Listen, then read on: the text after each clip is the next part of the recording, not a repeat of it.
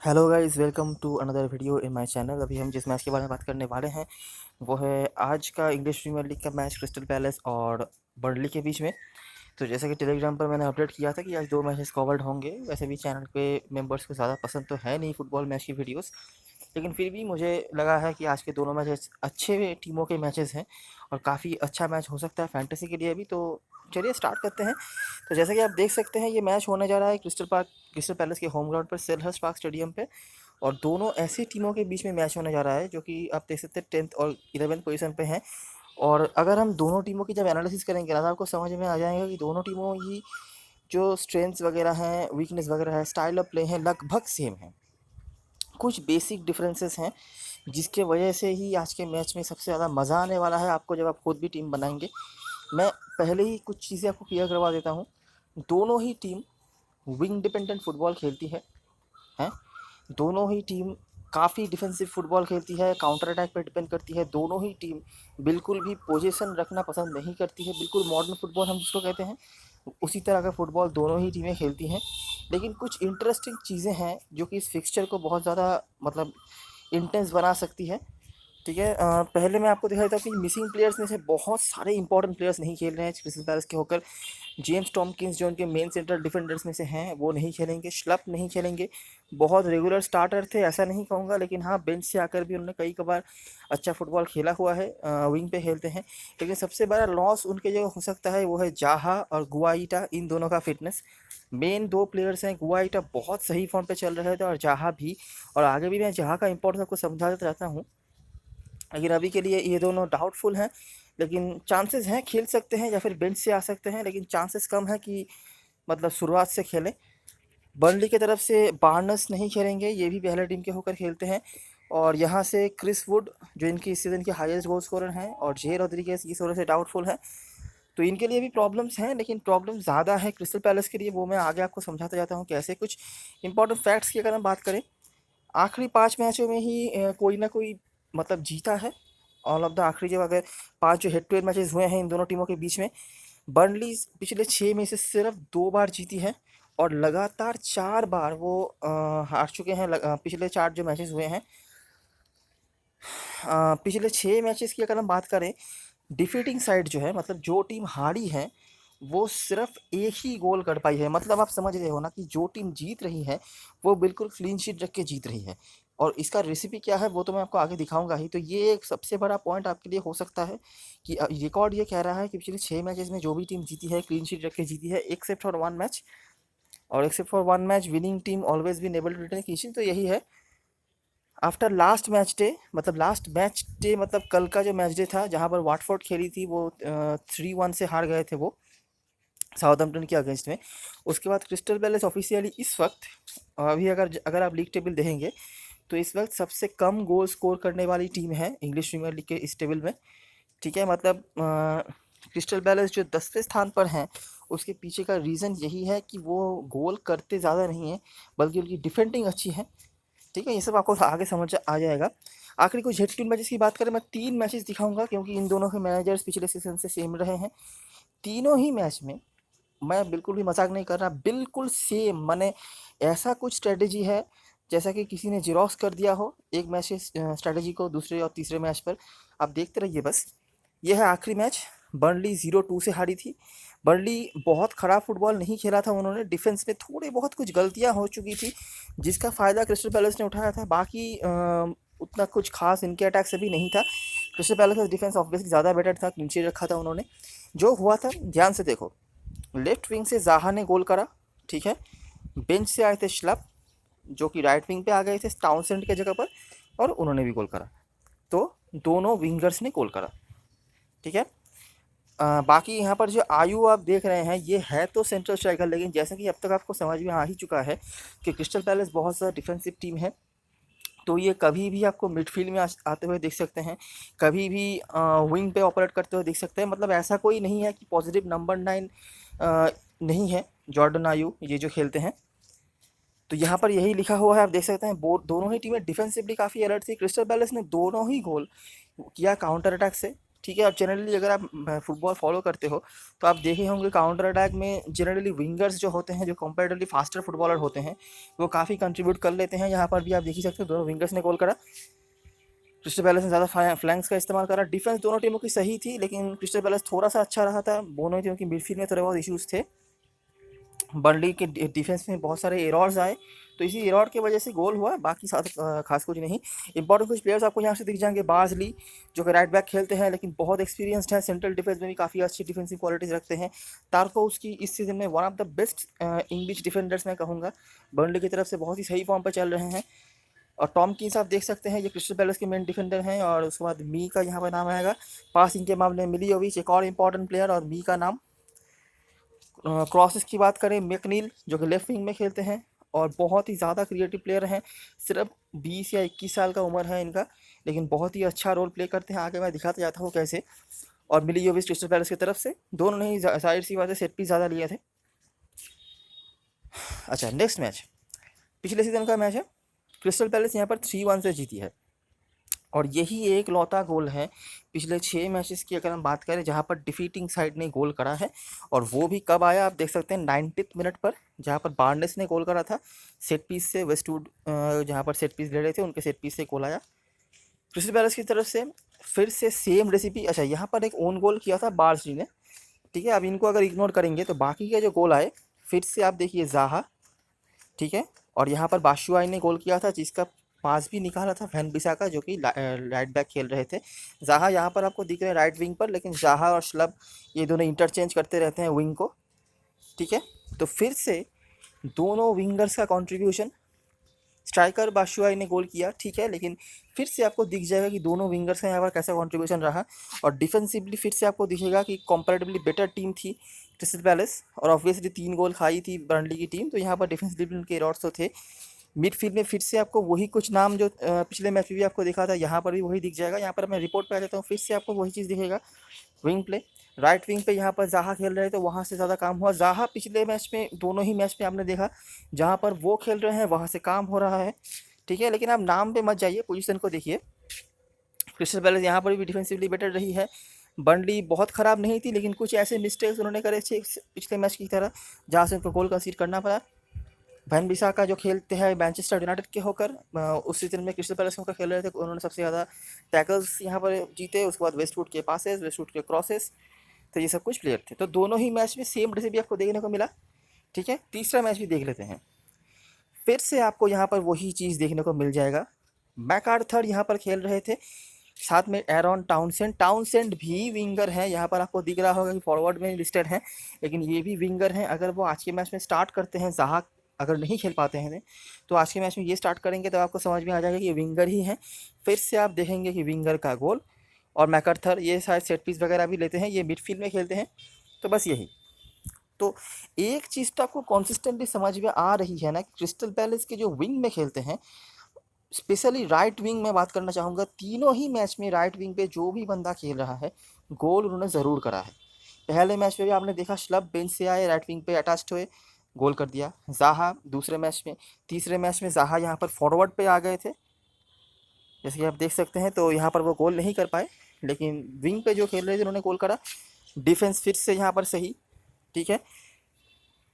फिर से आपको दिख जाएगा बर्नली का डिफेंस ख़राब नहीं था, लेकिन जैसा मैंने बताया काउंटर अटैक एबिलिटी और एक आध ऐसी गलतियां वो कर देते हैं, जिसका फ़ायदा पूरा ले लेते हैं। तो यही एक स्ट्रैटेजी रही है क्रिस्टल पैलेस के जो कोच हैं रॉय हॉजसन, वो इस मैच में पूरी तरह से इसी स्ट्रैटेजी के साथ पिछले 3 मैचों से जीत रहे हैं। सिर्फ एक गोल कंसीड किया है, ठीक है। आज के मैच में भी आई हैव नो डाउट कि वो इसी स्ट्रेटजी के साथ आएंगे। बाकी अभी ज़ाहा नहीं है, उनके मेन गोलकीपर नहीं खेल रहे हैं, तो पता नहीं क्या क्या चेंजेस हो जाए, लेकिन ये कुछ चीज़ें होंगी आज के मैच में, ये आप पकड़ के चलो हैं। अच्छा, और एक और चीज़ आपने नोटिस करी होगी, दोनों ही टीमों की डिफेंस यहाँ पर काफ़ी अच्छी परफॉर्म कर रही है। मतलब चाहे वो टीम जीते या हारे, ऑफकोर्स जो टीम जीत रही है उसकी डिफेंस ने अच्छा परफॉर्मेंस करा है, लेकिन हारने वाली टीम का भी डिफेंस अच्छा ही परफॉर्मेंस कर रहा है। तो इससे तो आपको ये आइडिया लग गया होगा कि दोनों ही टीमों का डिफेंस जो है ठीक ठाक है, बहुत ख़राब नहीं है।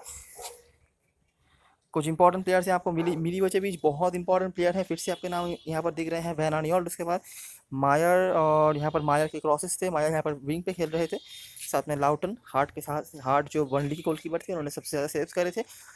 तो ये है दोनों तीनों की टीमों के जो हेड टू हेड मैचेस की समरी है। आई होप आपने समझ लिया होगा, बिल्कुल सेम है और वहाँ पर काफ़ी ईजी है।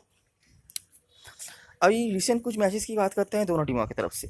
क्रिस्टल पैलेस न्यूकासल यूनाइटेड को उन्होंने हराया, फिर से रॉक स्ट्रॉन्ग डिफेंस, और मिडफील्ड में मैकार्थर और मैककार्थी यहाँ पर थे। दोनों ने ही कमाल का यहाँ पर काम करा। न्यूकासल क्या कर रही थी, न्यूकासल अल्ट्रा डिफेंसिव फॉर्मेशन पे चले गई थी। क्या करने के लिए, क्रिस्टल पैलेस का विंग जो है उसको ब्लॉक करने के लिए, और उन्होंने लगभग कर ही दिया था। आप देख सकते हो जाहा को ब्लॉक कर दिया था। यहाँ पर आयु, जैसे मैंने बताया, पॉजिटिव नंबर 9 नहीं है, यहाँ पर वो विंग पे खेल रहे थे, उनको भी लगभग ब्लॉक कर दिया था।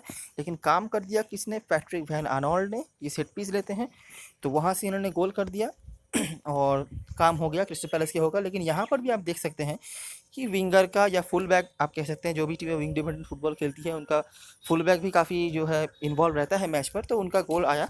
और बाकी पूरा मैच उन्होंने डिफेंस किया और अच्छी तरह से डिफेंस किया। न्यूकासल की टीम वैसी ही डिफेंसिव अप्रोच के साथ आई थी। उसके बाद एक प्लेयर उनके डाउन हो चुके थे, तो इसीलिए खास कुछ था नहीं उनके तरफ से खास कुछ करने को।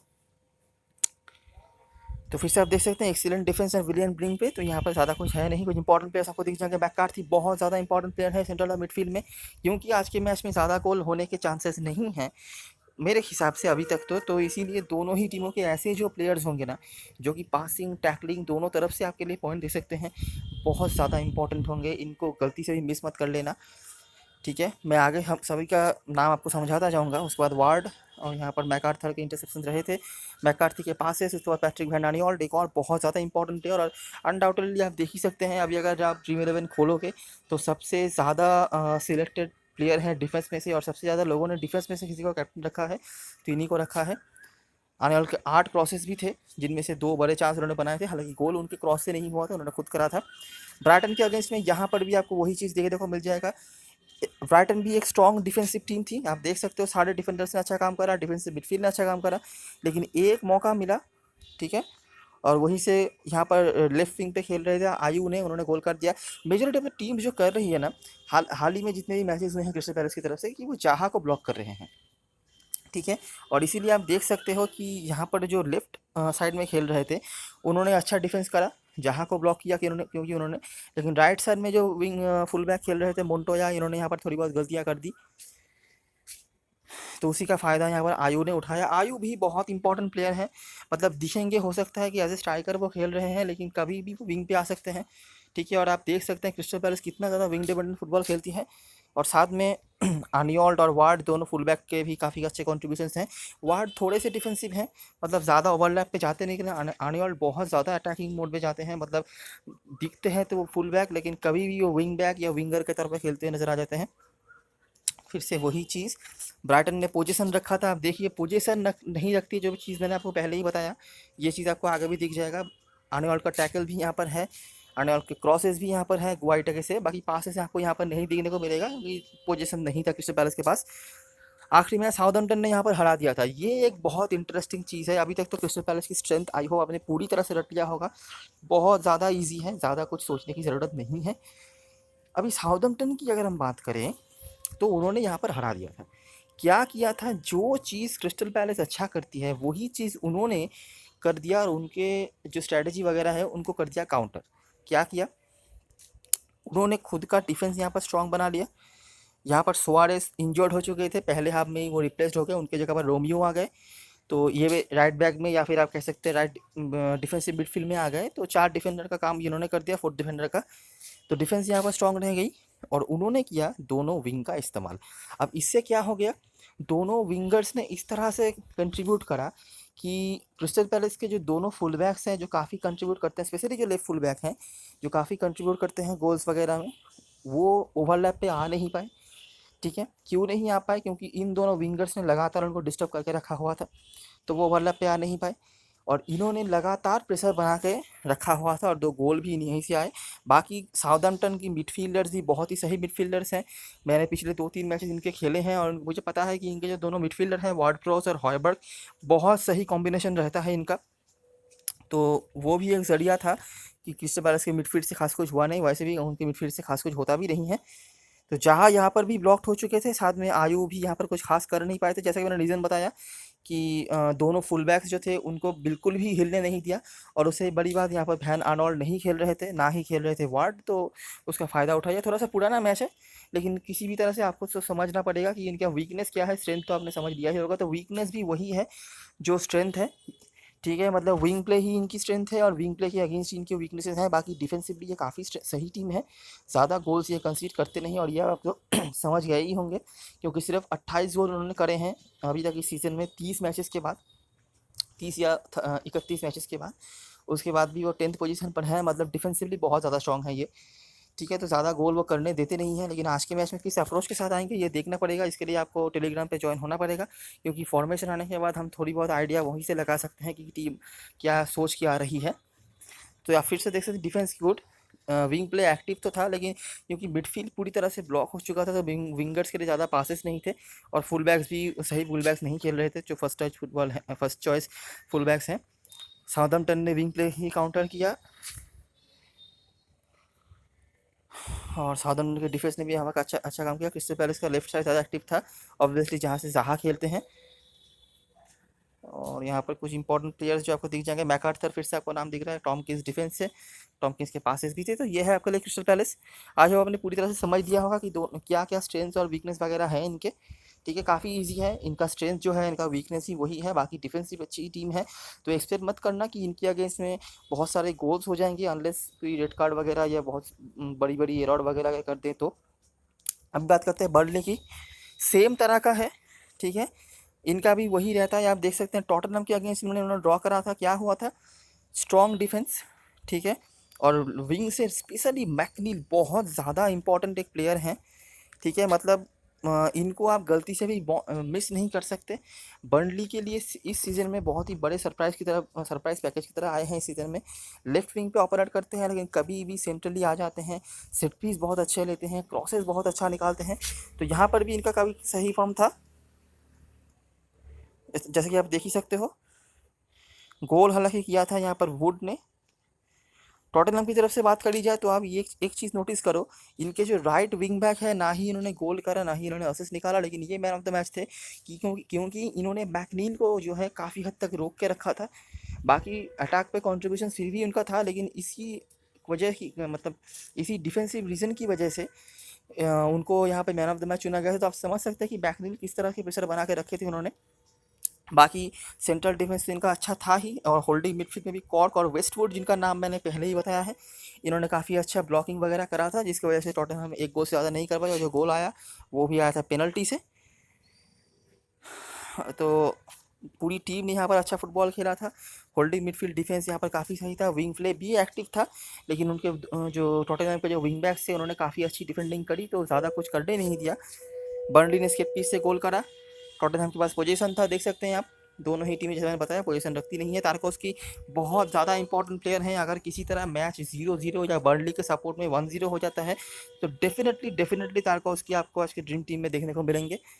ठीक है, पास के मामले में वेस्टवुड, यहाँ से मैकनील आप देख सकते हैं, 12 क्रॉसेस उनके थे। उसके बाद टेलर और वेस्टवुड, ये तीनों का नाम आपको हर बार दिख जाएगा। मैकनील लेफ्ट विंग से, टेलर राइट बैक से, लेफ्ट बैक से, और वेस्टवुड के क्रॉसेस आपको हमेशा देखने को मिल जाएंगे, जो कि सेट पीस से लेते हैं। अगला मैच बोर्नमाउथ के अगेंस्ट में यहाँ पर उन्होंने काफ़ी इजी हासिल करा था, और तीनों ही गोल काउंटर अटैक से हैं। बिल्कुल आप ऐसा मत सोचो कि बहुत ज़्यादा पोजीशन वगैरह रखा होगा। तो फिर से आप देख सकते हो मैकनील का कंट्रीब्यूशन, एक गोल और एक असिस्ट उन्होंने निकाला। एक गोल पेनल्टी से किया था जेद रॉड्रिगेज ने, और एक गोल का असिस्ट फिदरा के लिए निकाला था मैकनील ने। और दोनों फुल बैक्स ने भी काफ़ी कमाल का कंट्रीब्यूशन करा। राइट बैक जो बार्जली हैं, उन्होंने यहाँ पर असिस्ट निकाला था। जब मतलब फुल फेज पे आ रही है बर्नली, तो उनका भी वही सेम स्ट्रेंथ है, विंग प्ले। ठीक है, और साथ में फुल बैक्स का भी कंट्रीब्यूशन रहता है, लेकिन यहाँ पर मैकनील थोड़े से ज़्यादा एक्टिव रहते हैं, क्योंकि ये बिल्कुल ऑर्थोडॉक्स विंगर नहीं है।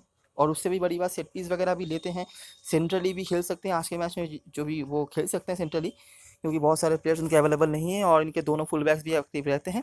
बाकी डिफेंसिवली तो सही टीम है ही। इनके जो गोल कीपर है, ये भी इंग्लैंड इंटरनेशनल है, तो कम समझने की कोई ज़रूरत नहीं है। बोर्नमाउथ वैसे भी वीक टीम थी, तो उन्होंने खास को यहाँ पर कहने के लिए है नहीं। सेट पीस से गोल किया था बर्नली ने। बार्सली डिफेंसिवली काफ़ी अलर्ट, बॉन्डेमाउथ के पास पोजीशन था, आप देख सकते हैं पोजीशन दोनों ही टीमें नहीं रखती है। आज के मैच में ये देखना दिलचस्प होगा कि कौन सी टीम पोजीशन रखती है, क्योंकि दोनों ही टीम पोजीशन रखना तो बिल्कुल पसंद नहीं करती है। मैकनिल के सबसे ज़्यादा क्रॉसेस, उनमें से 2 बिग चांस, उसके बाद सेम 2 नाम वेस्टवुड और टेलर। साउथहैम्पटन की तरफ से यहाँ पर वो हार गए, नहीं जीत गए थे। तो यहाँ पर हालांकि उनके गोलकीपर ने एक एरॉर करा था, दोनों ही गोल एरॉर से ही आया था, एक गोलकीपर ने और यहाँ पर एक स्ट्राइकर ने एरॉर करा था। और यहाँ पर वो पीछे भी नहीं, पीछे नहीं, तो 2 गोल जो आए थे, एक आया था सेट पीस से, ठीक है, और एक वो ही फिट से विंग प्ले से आया था, विंग से असिस्ट आया था, जिसको गोल में तकदीर किया था वीद्रा ने। बाकी साउथहैम्पटन का डिफेंस यहाँ पर काफ़ी सही था। इनके दोनों जो फुल बैक्स थे, इन्होंने काफ़ी अच्छा कंट्रीब्यूशन करा था दोनों विंगर्स को रोकने में, लेकिन डिफेंसिवली थोड़े एरर्स इनके थे, जो कि हमेशा ही साउथहैम्पटन का रहता है। तो इसी का फ़ायदा उठाया, सेट पीस से गोल करके वेस्टवुड ने और बेंच से गोल किया वीद्रा ने। फिर से आप देख सकते हो बर्नली ने सेट पीस से गोल करा, साउथहैम्पटन के पास पोजीशन था, काउंटर अटैक से गोल, टेलर के 5 क्रॉसेस। बाकी क्योंकि यहाँ पर दोनों फुल बैक्स ने कुछ हद तक रोक के रखा था, इसीलिए मैकनील और वेस्टवुड उस तरह से खासकर कंट्रीब्यूशन कर नहीं पाए, लेकिन हाँ, जीत तो टीम को फिर भी मिल गई। तो यही है बर्नली आपके लिए, फिर से वही चीज़, विंग प्ले, लेकिन इनके पास सेट पीस में इनकी जो मतलब एबिलिटी है वो थोड़ा सा ज़्यादा है वेस्टवुड, जैसा कि आपने देखा। और दो ये टीम भी डिफेंसिवली काफ़ी सही टीम है, काउंटर अटैक से फुटबॉल खेलती है, पोजीशन नहीं रखती है। वीकनेस अगर मैं कहूँ तो अभी तक पिछले कुछ मैच में बर्नली का बहुत अच्छा फॉर्म चल रहा है, तो उस तरह से मुझे वीकनेस तो देखने को नहीं मिला है। हाल ही में उन्होंने मैनचेस्टर यूनाइटेड को भी 3-0 से हराया है। तो इसीलिए रीसेंट फॉर्म के बेसिस पे ना कुछ वीकनेसेस हैं। देखिए, फिर भी अगर मैं बताऊं, अगर इनके मिडफील्ड को आप ऑक्यूपाई कर लेते हैं और फिर से अगर इनके ऊपर भी विंग प्ले का जो रोलर कोस्टर है चलाते हैं, जैसे क्रिस्टल पैलेस ने हेड टू हेड में चलाया हुआ है, तो ये हार भी सकते हैं। लेकिन हाल ही में इनका फॉर्म बहुत अच्छा चल रहा है। तो इस सब को देखने के बाद अगर मैं अपना प्रेडिक्शन आपको बताऊं, क्रिस्टल पैलेस रिकॉर्ड्स वगैरह सब कुछ उनके सही है, लेकिन अगर आज के मैच में उनके मेन प्लेयर्स नहीं खेल पाते हैं तो एक रीज़न, दूसरा रीज़न बर्नली का फॉर्म काफ़ी अच्छा चल रहा है, और तीसरा रीज़न बर्नली सिर्फ विंग डिपेंडेंसी के ऊपर मतलब नहीं रह रही है। उनके खुद के पास भी मतलब ऐसे प्लेयर्स हैं जो सेट पीस से गोल कर सकते हैं, सेट पीस इनका काफ़ी स्ट्रॉन्ग जोन है।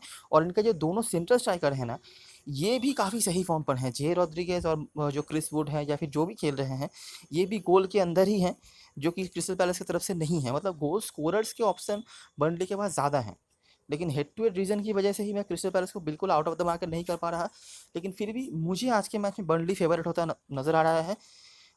हो सकता है 1-0 या 2-1 ऐसा, लेकिन क्रिस्टल पैलेस भी अगर अपने प्लान पे स्टिक कर गई और अगर उनके मेन प्लेयर्स अगर खेल जाए तो हेड टू हेड तो आपने देख ही लिया है। तो इसीलिए मुझे बहुत कंफ्यूजिंग लग रहा है ये मैच, और इसीलिए मैं यही कहूँगा कि कोशिश यही करना कि मेन प्लेयर्स को सारे अपने टीम में लेने की, ठीक है, दोनों टीम से जो हैं, और क्लीन शीट भी हो सकता है, लेकिन कुछ भी प्रेडिक्ट करना काफ़ी मुश्किल है। स्मॉल लीग के लिए ये मैच बहुत ही मुश्किल हो सकता है, लेकिन बड़ी लीग के लिए आई होप आपने समझ लिया होगा कि कितना आसान है ये मैच बड़ी लीग में खेलना, क्योंकि अगर आप मल्टीपल कॉम्बिनेशन बना के खेलते हैं, जो कि ऑफ कोर्स आपको आइडिया लग चुका होगा क्या क्या कॉम्बिनेशन आपको बनाना है, तो बहुत ईजी हो सकता है। सेट पीस टेकर्स की बात करें, बार्नेस और वुड पेनल्टी लेते हैं। बार्नेस तो खेल नहीं रहे, वुड भी स्टार्ट करेंगे या नहीं पता नहीं। मैकनील के फ्री किक टेकर हैं, साथ में ब्रैडी जो कि शायद नहीं खेलेंगे, और वेस्टवुड, और इन दोनों को आप मिस नहीं कर सकते, मैकनील और वेस्टवुड को। बर्नली की तरफ से ये बर्नली होगा।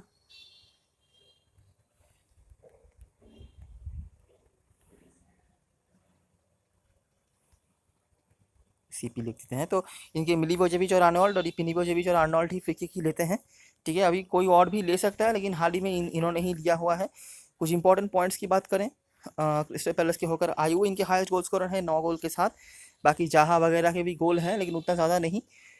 वो इनके हाईएस्ट गोल स्कोरर, जैसे मैंने बताया था कि आप देख सकते हैं कि इनके जो स्ट्राइकर्स हैं ये भी काफ़ी अच्छे फॉर्म पर चल रहे हैं। रॉड्रिगेज और वुड के गोल यहाँ पर आपको दिख रहे होंगे, साथ में बार्नेस, ये भी स्ट्राइकर ही हैं, ठीक है। और असिस्ट की बात करें तो असिस्ट में मैकनील सबसे ऊपर, उसके बाद वेस्टेड, और यहाँ पर मैकार्थर और जहाँ का नाम आपको दिख जाएगा क्रिस्टल पैलेस की तरफ से। कुछ इंपॉर्टेंट प्लेयर्स अगर डिफेंसिवली आप देखेंगे तो जैसे मैंने बताया, टॉमकिंस क्रिस्टल पैलेस के one of the main central defenders हैं, तो इनका नाम आपको दिख जाएगा। और यहाँ से तारकोव्स्की बहुत इंपॉर्टेंट प्लेयर हैं, ठीक है, डिफेंसिवली अगर मैं कहूँ तो ये कुछ नाम है, इनको पॉज करके देख लेना, मैं डिक्टेट नहीं कर रहा। मेजोरिटी ऑफ द टाइम में आपको तारकोव्स्की का नाम यहाँ पर दिख जाएगा। और यहाँ पर तो खास कुछ है नहीं।